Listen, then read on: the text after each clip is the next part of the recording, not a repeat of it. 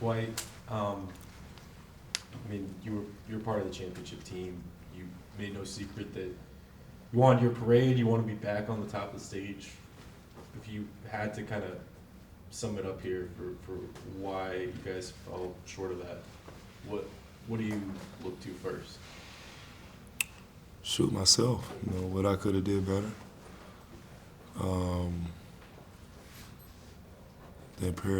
The areas I got to improve in. What I could have done to help, my teammates, in any position, off the court, on the court, whatever. So I just look to myself, and what I could have done to help this team be successful this season. Dwight, your career has obviously had several evolutions, and I'm just curious, like at this stage of your career, how much more basketball do you think you have in you? It seems like you're still having a lot of fun out there.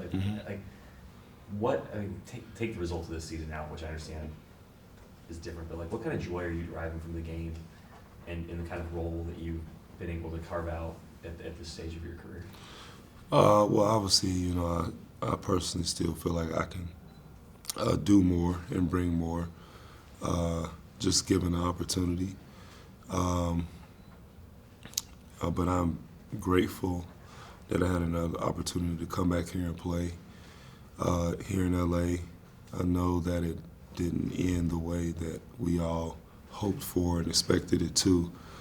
But looking back on this season, it's a lot to be, very thankful for. I thought we ended the season yesterday with some really good energy. I know that it was our last game of the season. We won't be able to compete for a championship, but just the vibe and the energy that was displayed yesterday was very positive. So I think that the future of this team, will be a lot better after considering the disappointing season that we had this year. Because you brought up the energy last night and that real positive uptick. I'm just wondering what it was like to go from that to, I'm assuming pretty quickly once you were back in the locker room, hearing about the report about Frank, and how did that alter kind of the night of the flight home at all? I don't think we were all really even thinking about that. I just felt like everybody was just like, man, we get a chance to put this one behind us. As bad as it was, it was just a very tough year.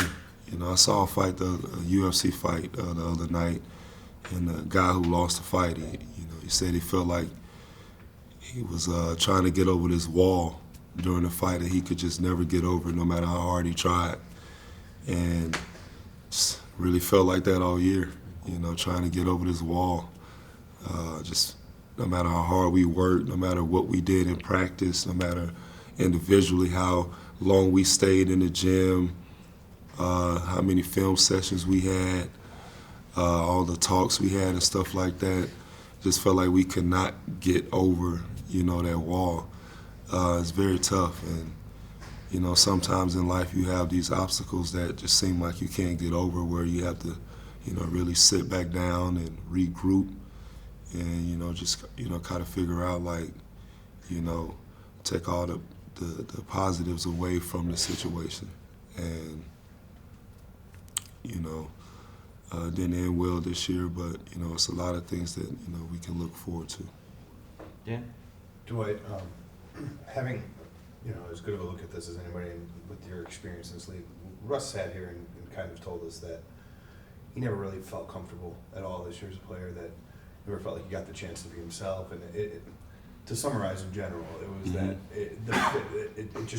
he never felt like it worked with him and LeBron and AD as like a general. It's very tough. I can understand that. I was going to say, from watching it up close, even though I know injuries prevented and stuff, even when everybody was healthy, it still always looked a little clunky. Do you think there's a salvation in that? Do you think it could work between those three? Obviously it can. I think it can, but it takes time. And, we live in a microwave society where we want results right away. and things take time to mesh. You know, you're looking at three guys in Russ, AD, and LeBron who need to have the basketball in their hands to be effective. You know, this is how Russ has been his whole career. He's been the guy with the ball. He's making decisions and stuff like that. So is LeBron, and then you got AD, who's, you know, the one who's up and coming star, who needs the ball in his hands as well. You know, so, you know, it's very tough. You know, coming in first year, you playing at home. It's probably very difficult. So I could understand him being uncomfortable, you know, all season long because you're trying to make it work so bad. You know, it goes back to what I was saying about the wall. You know, it's like, man, you're trying to do so much to get through, but it's just like it's just not working right now. And sometimes you got to sit back down and regroup and figure out how it can work and what you have to sacrifice and, you know, put away in order to be successful. Did you see that with Russ, that wall that he was trying to climb all year? I could see it. You know, it's sometimes very frustrating. You know, me being here before, you know, my first year, you know, we had some very, you know, difficult times during the season, and you know, you're starting to hear things and stuff going on like that, and that energy could kind of really cause you to feel discomfort, you know, and sometimes, you know, in life you have to get uncomfortable first to, you know, become comfortable. And I think that we all had to get a little bit out of our comfort zones this year. And I believe if we were to have an opportunity where we come back, we'll be a little bit more at ease and we'll have a better season. Dave? Dwight, talking about the microwave fashion of things in society, there's been a lot in a relative short amount of time for this franchise, from even if you just pick up in July 2020 through now, the longest run in the bubble, and they've had injuries. You know, you go to Philadelphia, come back. Do you think everyone involved could benefit from an extended off season to just kind of? Very much so. That was a conversation I had right before I stepped in here about. It seems like for a lot of us, we've had like 3 quick seasons, and this will be the first time when we get a chance to kind of, you know, really kind of decompress and bring in some new, fresh energy, you know. So I always try to find a positive in any situation, and I think that, you know, for a lot of us who've been here, won a championship and stuff like that, I think, you know, despite the disappointment of the season, you know, we get a chance to, you know, decompress, you know, and kind of unwind and get everything out and, you know, come back full force. I walked in a little bit late. Did you say whether you want to come back or not? Do I want to come back? I don't want to leave. I mean, Dave? That's the rhythm. you know, no, I don't want to have that rhythm. You know, I want to be cemented somewhere, you know. Love being here, love the fans, you know, we have a good time. I just really would like a opportunity, you know, to where I could really go out and go out with a bang. Hell, I only got a couple years left, so I want an opportunity where I can go out and show my skills and talent and do it in the right way, but also win. I feel like I deserve that. Oh, Sorry, go ahead. oh, okay, sorry.